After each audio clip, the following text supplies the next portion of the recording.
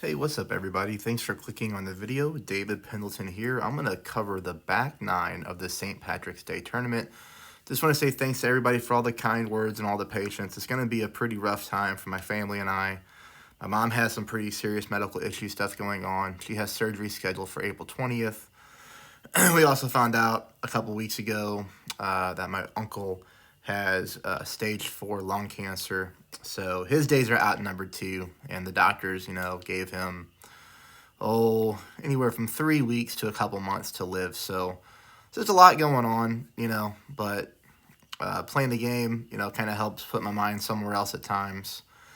So I just want to say, I appreciate everybody's kind words, and I really appreciate the Golf Clash community. It really means a lot to me to have this channel and to be able to develop, these virtual type of friendships or camaraderie. So Adam did an excellent job posting the front nine. I just used his front nine walkthrough that he put on YouTube. Shot a -17 on one account with his guide.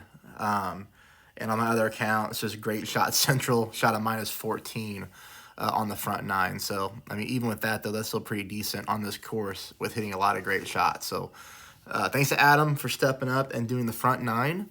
So, let's go ahead and take a look at the back nine. So, this would be hole 1 on the back nine, which is hole 10.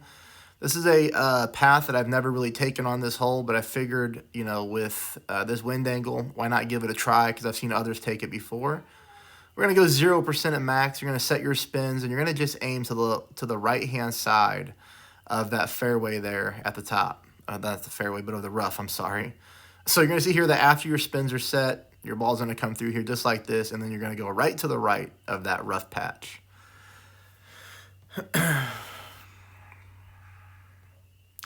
From here, it's going to be a really great thorn shot. I ended up picking this up on both of my accounts. You can see right away I knew to go with 2.5 backspin.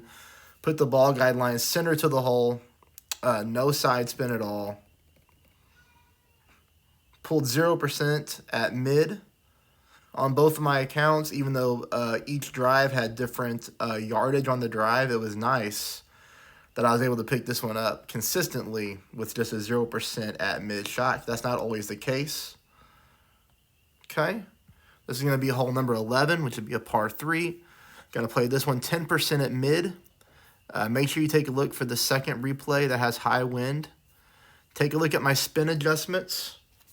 And then you're going to see here that with 3.1 mile per hour wind, I'm trying to get the exact spot right that I want. Right there it is. So the left edge of my ball guideline just touching the right edge of the cup. That's the sweet spot here for this particular wind angle.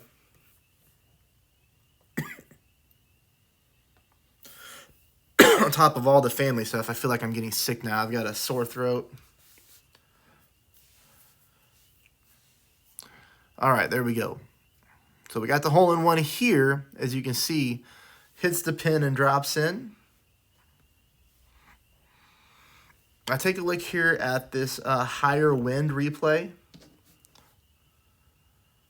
You're going to notice here in the high wind, do the same spin adjustments, but I am aiming offsetting just a slight more to the right-hand side.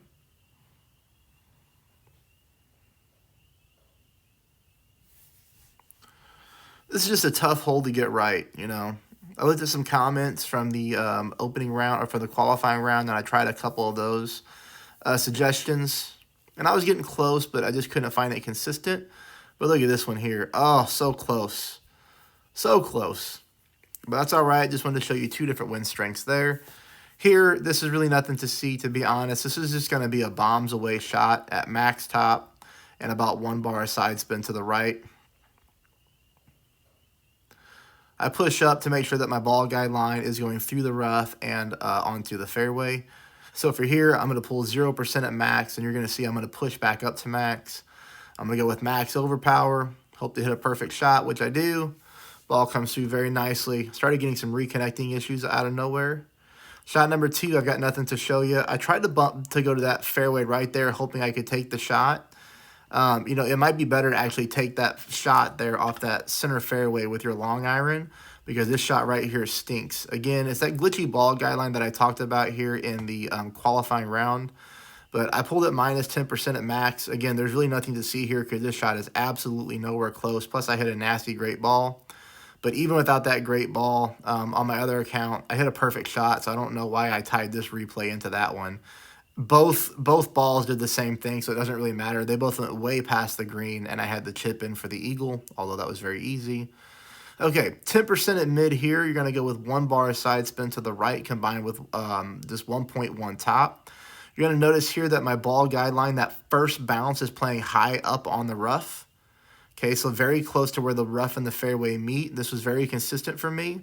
Also take a look here at the lowest wind possible, my offset. The entire ball guideline in the cup, but to the right-hand side of the pin. 10% at mid is the pull.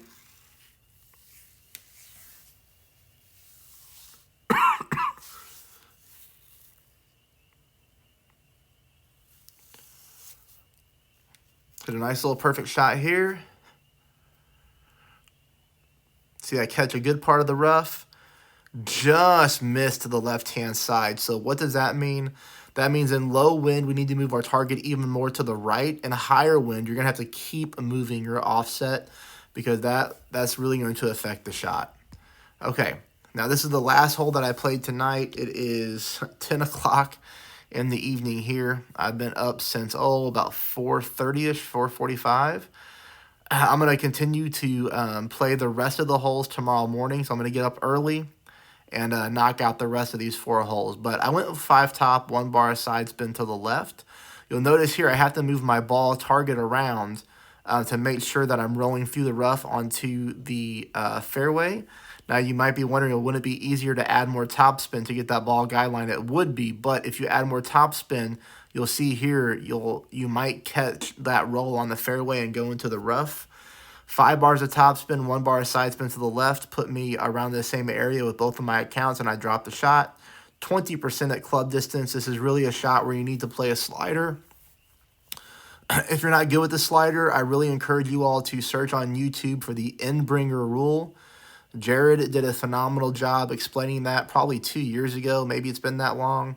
But on a shot like this, it's super important to have that very easy thing down in the game, which is the end-bringer rule, because you will hit the majority of your wedge shots. Okay, everybody, that's the first 5 holes on the back 9.